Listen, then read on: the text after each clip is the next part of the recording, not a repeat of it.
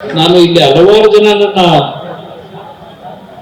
ಅಕ್ಕಂದ್ರು ತಂಗಿರು ಜೊತೆ ನನ್ನ ಮಕ್ಕಳು ಸಮಾನವಾಗಿರ್ತಕ್ಕಂಥ 2-3 ಜನ ಹೆಣ್ಣು ಮಕ್ಕಳು ಕಾಲೇಜಿನ ಇಂಜಿನಿಯರಿಂಗ್ ಮಾಡಿರ್ತಕ್ಕಂಥವ್ರು, ಅದ್ರ ಜೊತೆ ನಮ್ಮ ಯುವಕರೊಬ್ರು ಯೋಗಿ ಅದ್ಭುತವಾಗಿ ಮಾತನಾಡೋದು. ನಾನು ಇಲ್ಲಿ ಕೂತು ನಾನು ಯೋಚನೆ ಮಾಡ್ತಾ ಇದ್ದೆ, ಈ ರೀತಿಯ ಒಂದು ಚಿಂತನೆ ಇಟ್ಟಿರ್ತಕ್ಕಂಥ ನನ್ನ ಸಹೋದರಿಯರು, ನನ್ನ ಯುವಕ ಸ್ನೇಹಿತರು ಏನ್ ಹೇಳ್ತಾರ ಜನ್ಸಿ, ಅದನ್ನ ಈ ರಾಜ್ಯದಲ್ಲಿ ಅನುಷ್ಠಾನಕ್ಕೆ ತರಕ್ಕೆ ನಿಮ್ಮಂತವರು ಇವತ್ತು ಬಿಡುದಿನಲ್ಲಿ ನನ್ನ ತಾಯಂದಿರು 470-480 ದಿವಸಲು ಹಿರಿಯರಿರ್ಬೋದು ಕಿರಿಯರಿರ್ಬೋದು ನೀವೆಲ್ಲ ಸೇರಿ ಒಂದು ಸರ್ಕಾರ ಏನು ಒಂದು ಜನವಿರೋಧಿ ನೀತಿಯನ್ನು ಮಾಡ್ಲಿಕ್ಕೆ ಹೊರಟಿದ್ದಾರೆ. ರೈತರ ಒಂದು ಕುಟುಂಬಗಳಲ್ಲಿ ಆತಂಕದ ವಾತಾವರಣ ಸೃಷ್ಟಿ ಮಾಡಿದ್ದಾರೆ. ಇಲ್ಲಿಂದ ಒಂದು ಸಂದೇಶ, ಆ ರೀತಿಯ ಒಂದು ಭಾವನೆಗಳನ್ನ ನಿಮ್ಮ ಹೃದಯದಲ್ಲಿ ಇಟ್ಕೊಂಡಂತವ್ರು, ಆ ಜ್ಞಾನ ಬೆಳೆಸ್ಕೊಂಡಿರ್ತಕ್ಕಂಥ ನಮ್ಮ ಯುವಕರು ಈ ಒಂದು ಹೋರಾಟದಿಂದ ಇಡೀ ರಾಜ್ಯಕ್ಕೆ ಒಂದು ಸಂದೇಶ ತಲುಪಿಸಿದರೆ, ಬಹುಶಃ ನಿನ್ನೆ ದಿನ ನಾನು ಮಂಡ್ಯದ ಮದ್ದೂರು ತಾಲೂಕಿನಲ್ಲಿ ಇರ್ತಕ್ಕಂಥ ನವೋದಯ ವಿದ್ಯಾಲಯಕ್ಕೆ ಹೋಗಿದ್ದೆ. ಇದು ನೀನು ಇದ್ದಲ್ಲಪ್ಪ, ನಿನ್ನೆ ಬಂದಿದ್ದಲ್ಲ ಮಕ್ಕಳು ಕರ್ಕೊಂಡು ದೇವಸ್ಥಾನಕ್ಕೆ ಹೋಗ್ತಾ ಇದ್ದೀನಿ, ನೀನು ನೋಡಿ ಬಂದೆ ಅಣ್ಣ ಅಂತ. ಅಲ್ಲಿ ಒಬ್ಬ ಯುವಕ ಅವನು 8ನೇ ತರಗತಿನೋ 9ನೇ ತರಗತಿ ವಿದ್ಯಾರ್ಥಿ ನನ್ನ ಹತ್ರ ಬಂದು ಕೇಳ್ತಾನೆ, ಅಣ್ಣ ಈ ರಾಜ್ಯದಲ್ಲಿ ಭ್ರಷ್ಟಾಚಾರಗಳು ಇದೆಲ್ಲ ನಡೀತಾ ಇದೆಯಲ್ಲ, ಇದನ್ನು ನಿಲ್ಲಿಸ್ಲಿಕ್ಕೆ ಆಗಲ್ವಾ ಅಂತ ಕೇಳ್ತಾನೆ. ಉತ್ತರ ಏನ್ ಕೊಡೋದು? ಒಬ್ಬ ಯುವಕ 8 ವರ್ಷ 8ನೇ ತರಗತಿ ಓದ್ತಕ್ಕಂಥ ಯುವಕ ನನ್ನ ನೀನು ಪ್ರಶ್ನೆ ಮಾಡ್ತೇನೆ, ಇದೆಲ್ಲ ಯಾತಕ್ಕೆ ನಾನು ಹೇಳ್ತಾ ಇದ್ದೇನೆ? ನನ್ನನ್ನ ಬೆಳೆಸಿರ್ತಕ್ಕಂಥ ಪುಣ್ಯಾತ್ಮ ತಂದೆ ತಾಯಂದ್ರು ನೀವುಗಳು, ನಾನು ಯಾವುದೇ ಕಾರಣಕ್ಕೂ ನಾನು ಒಳ್ಳೇದಾಗೋದಿಲ್ಲ ಸುಮ್ಮನೆ ಹೇಳ್ತಾ ಇದ್ದೇನೆ. ನಾನೀಗ 5ನೇ ಬಾರಿ ನನ್ನ ಜೀವನದಲ್ಲಿ ದೇವರಿಂದ ಜೀವದಾನ ಪಡೆದು ಬಂದಿತ್ತು ಇಲ್ಲಿ ಕೂತಿದ್ದೆ ನಿಮ್ಮ ಮುಂದೆ. ನಿಮ್ ಮುಂದೆ ಇವತ್ತು ಕೂತ್ ಮಾತಾಡೋ ಪರಿಸ್ಥಿತಿ ಅವ್ರು ಇರಲಿಲ್ಲ. ಹಲವಾರು ನಾಡಿನ ಲಕ್ಷಾಂತರ ಜನ ಅಯ್ಯೋ ಪಾಪ ಕುಮಾರಸ್ವಾಮಿ ಹುಷಾರಿರುವಂತೆ, ಭಗವಂತ ಒಳ್ಳೇದ್ ಮಾಡಲಪ್ಪ, ಅವನ ಆರೋಗ್ಯ ಸರಿಯಾಗಲಿ, ಈ ಒಂದು ಪ್ರಾರ್ಥನೆ ಸಲ್ಲಿಸಿದ ಪ್ರತಿಫಲ ಇವತ್ತು 5ನೇ ಬಾರಿ ಜೀವದಾನ ಪಡೆದು ಬಂದು ಮುಂದೆ ಕೂತಿದ್ದೆ. ನನ್ನ ತಾಯಂದಿರು ಕಳೆದ 470 ದಿವಸದಿಂದ ಮನೆ ಕೆಲಸ ಮಾಡೋದು ಬಿಟ್ಟು, ಕೃಷಿ ಕೆಲಸನೂ ಮಾಡೋದು ಬಿಟ್ಟು, ಇವತ್ತು ಈ ಸರ್ಕಾರ ಕಣ್ತರಿಸಬೇಕು ಅಂತ ಹೇಳಿ ಇಷ್ಟು ಹೋರಾಟ ಏನ್ ಮಾಡ್ಕೊಂಡ್ ಬಂದಿದ್ದೀರಿ. ನಿಮ್ ಪಾದಕ್ಕೆ ನಮಸ್ಕಾರ ಹೇಳ್ತೀನಿ. ಇವತ್ತು ನೀವು ಬೆಳೆಸ್ತಂತವ್ರು ಏನಿದ್ದೀರಿ, ಹಲವಾರು ಸತ್ಯ ಘಟನೆಗಳನ್ನ ಹೇಳಲಿಕ್ಕೆ ಸಾಧ್ಯ ಇಲ್ಲ. ಇವತ್ತು ನಿಮ್ಮ ಆಶೀರ್ವಾದ ಬಲದಿಂದ ದೇಶದಲ್ಲಿ ಮಂತ್ರಿಯಾಗೂ ಸಹ ಈಗ ಕಳೆದ 2 ವರ್ಷದಿಂದ ಇವತ್ತು ಅಧಿಕಾರದಲ್ಲಿ ಇದ್ದೇನೆ. ನರೇಂದ್ರ ಮೋದಿ ಅವರ ಸರ್ಕಾರದಲ್ಲಿ ಇವತ್ತು 2 ಇಲಾಖೆಯನ್ನ ನಿರ್ವಹಣೆ ಮಾಡ್ತಾ ಇದ್ದೇನೆ. ನಾನೇನಾದ್ರು ಬೆಂಗಳೂರಿಗೆ ಬಂದ್ರೆ ಇವತ್ತು ಸಹ ದಿನಕ್ಕೆ 100 ಜನ ಇರ್ತಾರೆ ಮನೆ ಮುಂದೆ.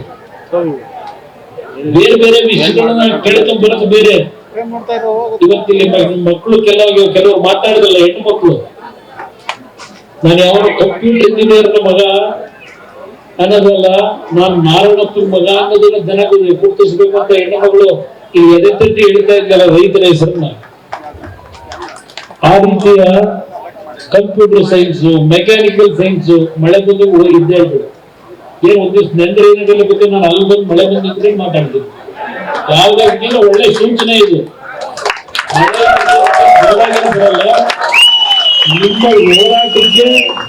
ನಿಮ್ಮ ಹೋರಾಟಕ್ಕೆ ವರ್ಣದೇವ ಆಶೀರ್ವಾದ ಮಾಡ್ಲಿಕ್ಕೆ 4 ಹನಿ ಇವತ್ತು ಇಲ್ಲಿ ಆಕಾಶದಿಂದ ಸುರಿಸ್ತಾ ಇದ್ದಾನೆ. ಇಲ್ಲಿ ಯಾಕೆ ಹೇಳ್ತೀನಿ ಅಂದ್ರೆ, ದಿನಕ್ಕೆ 100 ಯುವಕರು ಹೆಣ್ಣು ಮಕ್ಕಳು ಕೆಲಸ ಇಲ್ಲ ಅಂತ ಬರ್ತಾರೆ. ನಾವು ಹೊರಗಡೆ ಹೇಳಿದ್ದೀವಿ, ದೊಡ್ಡ ದೊಡ್ಡ ಕಾರ್ಖಾನೆ ತಂದು ನಿಮ್ಗೆಲ್ಲ ದೊಡ್ಡ ದೊಡ್ಡ ಉದ್ಯೋಗ ಕೊಡಿಸ್ತೀವಿ ಅಂತ ಹೇಳ್ತೀವಿ. ನನಗೆ ಯಾರಂತ ಅನುಭವವನ್ನ ನಿಮ್ ಮುಂದೆ ಇಡ್ತಾ ಇದ್ದೇನೆ. ಇವತ್ತಿನ ಒಂದು ಪರಿಸ್ಥಿತಿ, ಯಾರಿಗೂ ಈಗ ಪರ್ಮನೆಂಟ್ ಕೆಲಸ ಯಾರು ಕೊಡ್ತಾ ಇಲ್ಲ.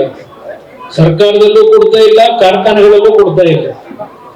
ಔಟ್ಸೋರ್ಸಸ್ ಅಂತ ಮಾಡಿ ಒಂದ್ ವರ್ಷ ನಿಮ್ಮನ್ನ ದುಡಿಸ್ಕೊತಾರೆ, ಎರಡನೇ ವರ್ಷ ನಿಮ್ಮನ್ನ ಖಾಲಿ ಮಾಡಿ ಕಳಿಸ್ತಾರೆ. ಇದಕ್ಕೆ ನಾವು ನಮ್ಮ ರೈತರ ಭೂಮಿನ ಕೊಡಬೇಕಾದದು ನನಗೂ ಸಹ ಕಣ್ಣು ತೆರೆದಿದೆ ಅನ್ನೋದನ್ನ ನಿಮ್ ಗಮನಕ್ಕೆ ಮೊದಲನೇದಾಗಿ ತರಲಿಕ್ಕೆ ಬಯಸ್ತೀನಿ. ಈ ಕೂಸು ಅಂತ ಹೇಳ್ತಾರಲ್ಲ, ಅದೆಲ್ಲದಕ್ಕಿಂತ ಮುಂಚೆ ಈ ರೆಡ್ ಝೋನ್ ಅಂತ ಹೇಳಿ ಇವತ್ತು ಅಲ್ಲಿ ಏನು ನಿಂತವ್ರಲ್ಲ ಧರಣಿ ಮಾಡ್ಕೊಂಡು ನನ್ನ ಅಧಿಕಾರಕ್ಕೆ ಹೋಗಿ ಈ ಕೆಂಪು ಪಾಟ ಹಿಡ್ಕೊಂಡವ್ರೆ. ಈ ರೆಡ್, ಯೆಲ್ಲೋ, ಅದೆಂತದ್ದು ಗ್ರೀನು, ಇದು ನನಗಿಂತ ಹೆಚ್ಚಾಗಿ ಅವ್ರ ನಾಯಕರಿಗೆ ಚೆನ್ನಾಗಿ ಗೊತ್ತಿಗೆ ರಾಜ್ಯದ ಮುಖ್ಯಮಂತ್ರಿಗಳು.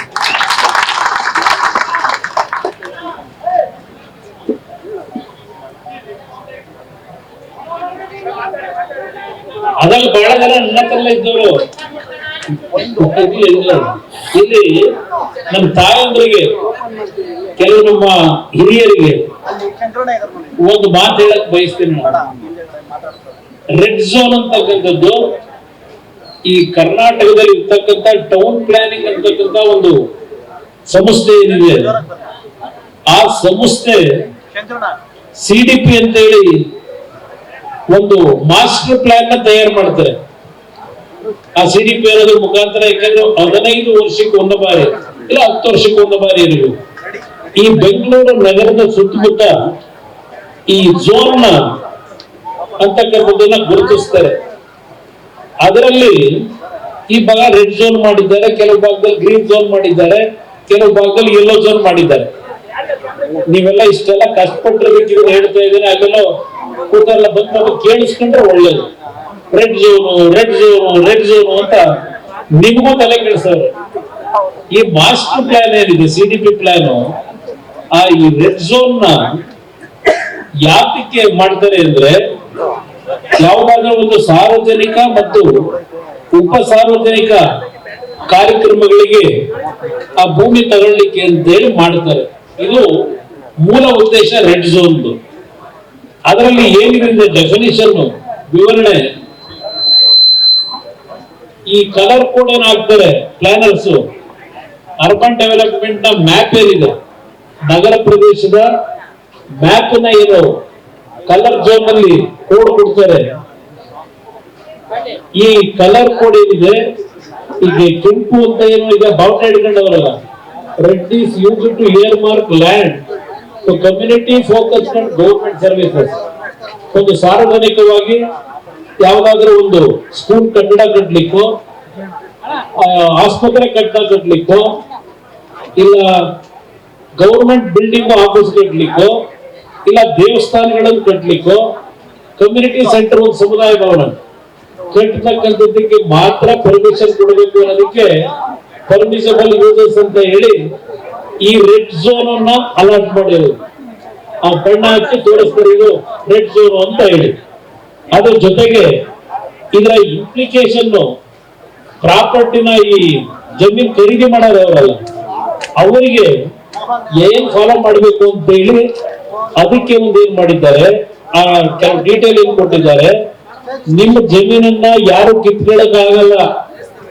ಇವತ್ತು ನೀವು ಹೇಳಿದ್ರೆ ನನ್ನ ತಾಯಿಯರು ಮಾತಾಡ್ಬೇಕಾರೇನೋ, ನನ್ನ ಹಳೆ ಸ್ನೇಹಿತ ಅದೆಲ್ಲ ಹೇಳೋಣ ನೋಡಿದ್ರೆ ಯಾವುದೊಂದು ವಾಟ್ಸಪ್ ಅಲ್ಲಿ ತೋರಿಸ್ತಾರದ್ನ.